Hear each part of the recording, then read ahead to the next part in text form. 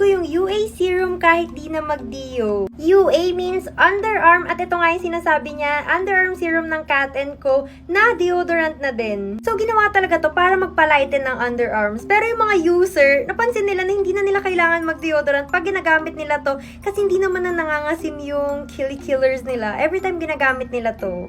So, pag nilagay mo to, puputi na yung underarms, mapipigilan pa yung bad odor. Plus, may SPF 60 to Oppo. So, para na rin siyang sun protection para lalong hindi mangitim ang underarms. Bongga.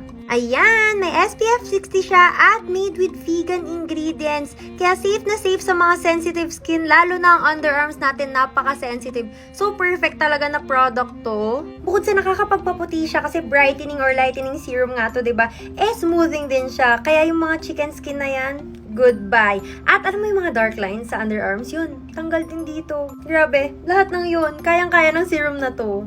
I think 3 years mahigit ko nagamit to. Hindi na ako nagbago kasi napaka-convenient niyang gamitin. Para lang siyang tubig na pinapahid sa underarm. Plus, ayun nga, hindi ko na kailangan ma-hassle na mag-a-apply nito. Mag-a-apply pa ng deodorant. Hassle-free, affordable, and effective. Yan ang Kat & Co Underarm Serum.